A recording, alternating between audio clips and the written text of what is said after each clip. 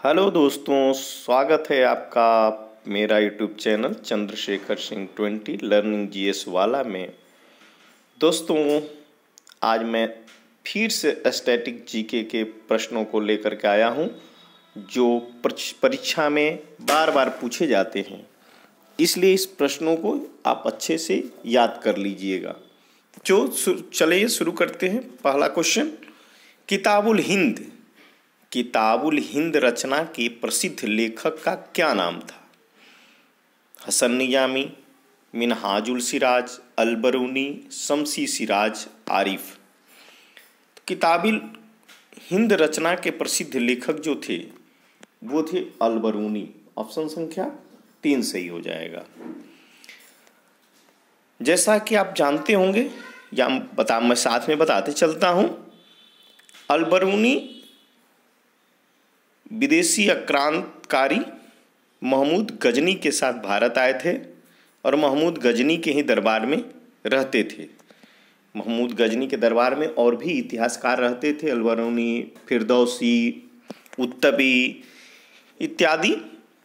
तो इस प्रकार से एक यह भी क्वेश्चन पूछा जाता है कि अलबरूनी किसके दरबार के राज कवि थे? तो महमूद गजनी का अंतिम आक्रमण हमारे देश पर 1027 ईस्वी में सोमनाथ मंदिर पे हुआ था।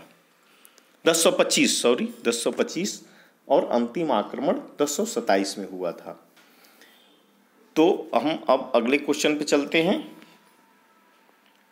अष्टदिग्गज किस राजा से संबंधित हैं? अष्टदिग्गज, इसमें 2 तरह के प्रश्न पूछे जाते हैं, अष्टदिग्गज, अष्टप्रधान। यदि अष्टप्रधान की बात किया जाए तो अष्टप्रधान शिवाजी हो जाएंगे, लेकिन अष्टदिग्गज की बात किया जाए तो कृष्णदेवराय, उत्तर संख्या 2 सही हो जाएगा।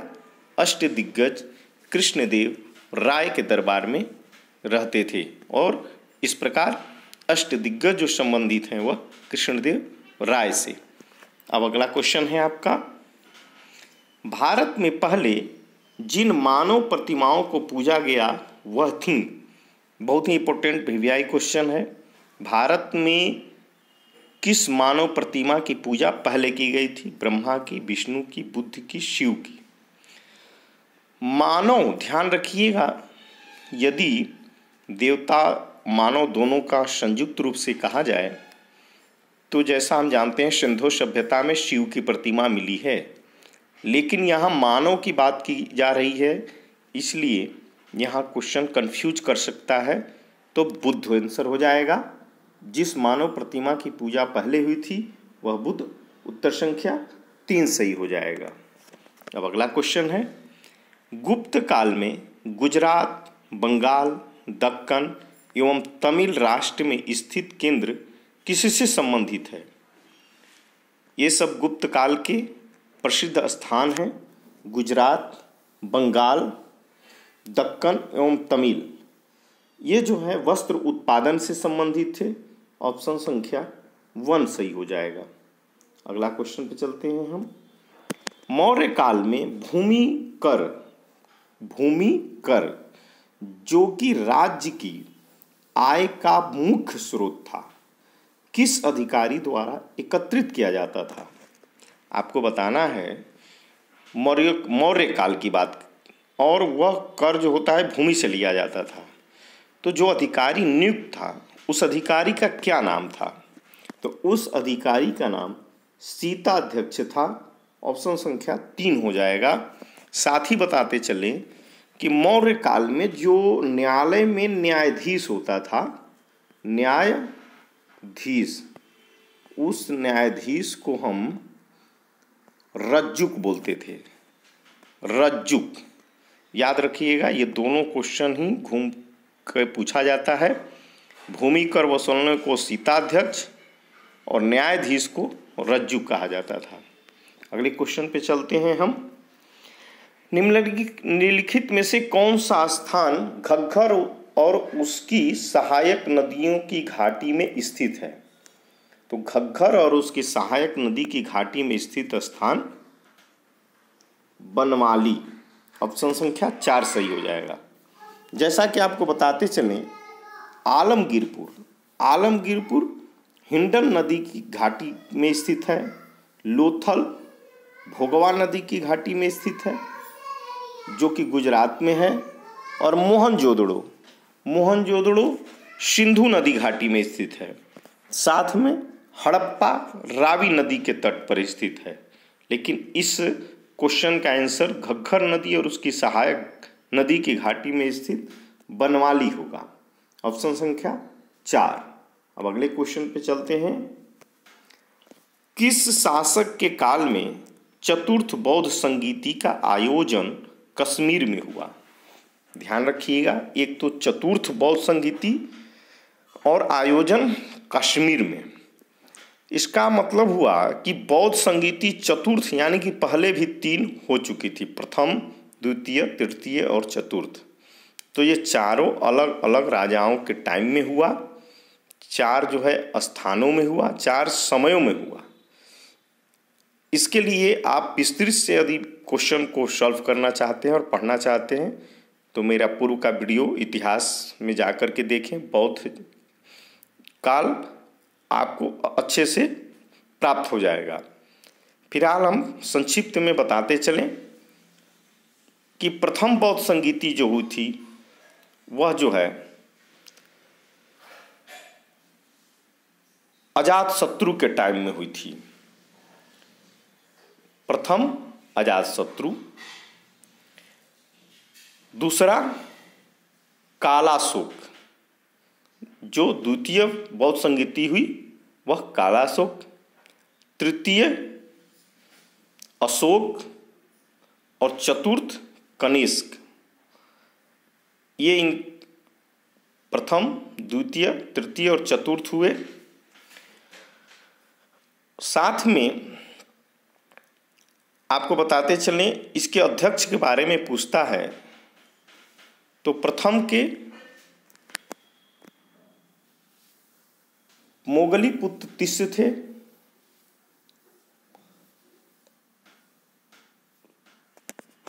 चलिए, आपको इस पे थोड़ा सा कंफ्यूज हो रहा है, इसलिए आप मेरा वीडियो देख लीजिएगा, उससे आपको प्राप्त हो जाएगा।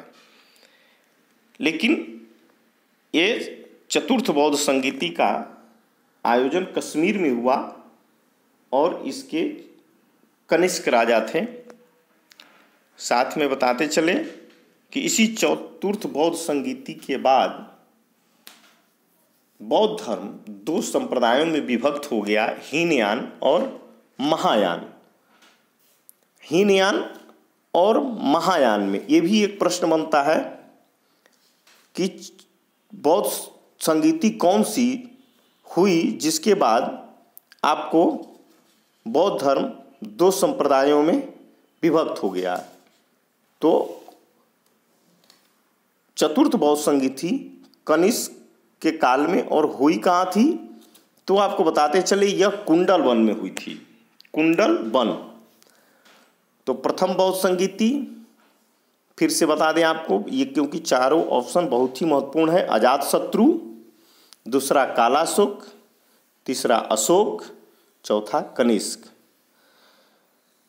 जो पहला हुआ था वह हुआ था 483 ईसा पूर्व में, दूसरा हुआ था 383 ईसा पूर्व में, तीसरा हुआ था 255 ईसा पूर्व में और चतुर्थ हुआ था ईस्वी की प्रथम शताब्दी में।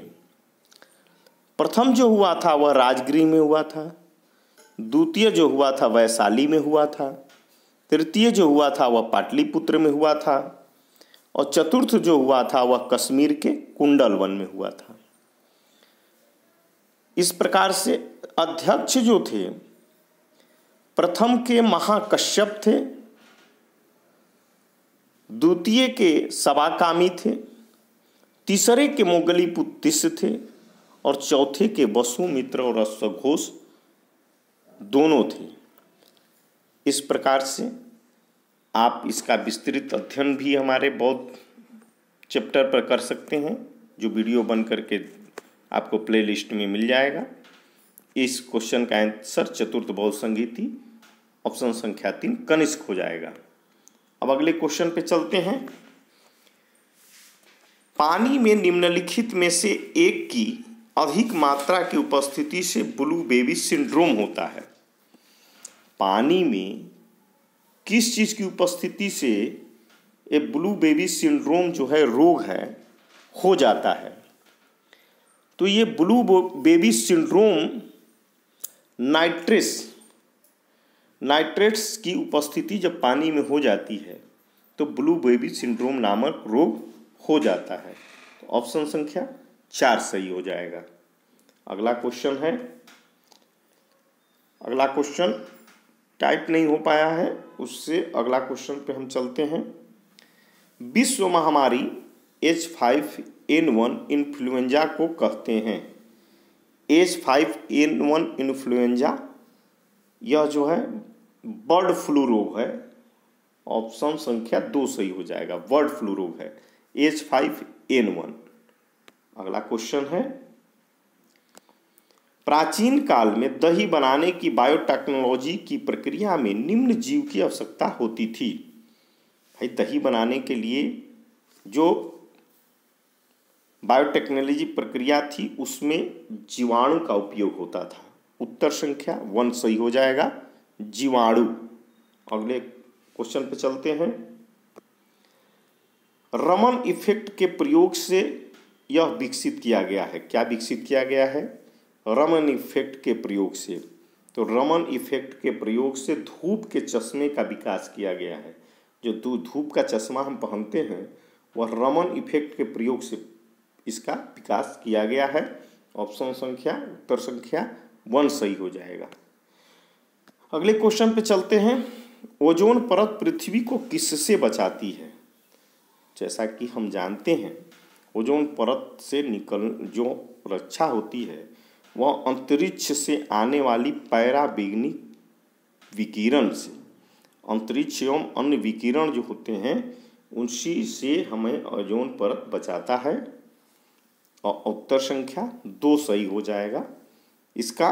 तो ओजोन परत हमें जो है अंतरिक्ष एवं अन्य विकिरण से बचाती है। अगला क्वेश्चन है, माइक्रोस्कोप के लेंस निम्न प्रकार के होते हैं। तो माइक्रोस्कोप के जो लेंस होते हैं वह उन्नतोदर यानी कि उत्तल लेंस, उन्नतोदर को हम उत्तल लेंस भी कहते हैं। ऑप्शन संख्या 1 सही हो जाएगा। उन्नतोदर उत्तल लेंस को कहते हैं, भूलिएगा नहीं, इसे अभिसारी लेंस भी कहते हैं। उत्तल लेंस, उन्नतोदर लेंस, अभिसारी लेंस, ये सभी लेंस जो है उत्तल लेंस कहलाते हैं।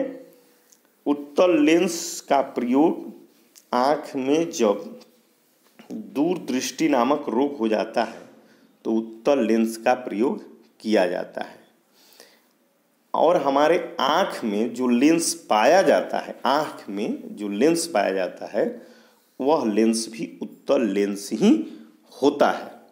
और उत्तल लेंस से जो उत्तल लेंस पर जो प्रतिबिंब बनता है वह आभासी एवं वास्तविक दोनों प्रकार के प्रतिबिंब बनते हैं। उन्नतोदर अभिसारी उत्तल लेंस पर आभासी एवं वास्तविक दोनों प्रकार के प्रतिबिंब बनते हैं।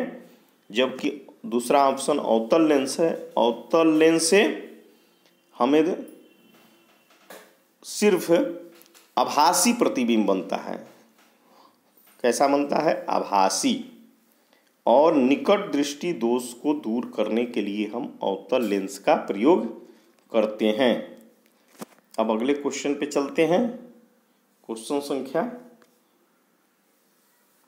कौन सा देश सार्क का सदस्य नहीं है? दोस्तों हम पीछे क्वेश्चन पढ़ाए थे उसमें आपको बताए थे सार्क देशों की संख्या क्या होती है और कितने देश उसमें होते हैं, जो कि मिस्टेक से थोड़ी गलत हो गई थी, इसलिए पुनः इसको रिवीजन में हमने रखा है। सार्क देश, तो सार्क देशों की संख्या 8 होती है। बाकी हमने पढ़ाया था वो सब सही देश थे। संख्या जो है काउंटिंग करने में और लिखने में गलती हो गई थी। 8 देश होते हैं जिसमें कि अफ़गानिस्तान छूट गया था। तो अफ़गानिस्तान भी है, मालदीव भी है, म्यांमार भी है, भूटान जो है सार्क का सदस्य नहीं है। इसलिए आप इसको पुनः सुधार लीजिएगा, क्योंकि पिछले वीडियो में 7 देश लिख दिया गया था जबकि सही आंसर 8 होगा। थोड़ी सी मिस्टेक हो गई थी। ओके दोस्तों, तो यह वीडियो पसंद आया होगा आशा करते हैं। तो इसको लाइक कर दीजिएगा, कमेंट करिएगा। आप अपने से इसमें कितने क्वेश्चन बना सकते थे उसको भी कमेंट करिएगा। साथ में चैनल को सब्सक्राइब कर लीजिएगा और बेल आइकन को दबा दीजिएगा ताकि नोटिफिकेशन जैसे ही वीडियो पड़े आपको प्राप्त हो जाए। तो धन्यवाद दोस्तों।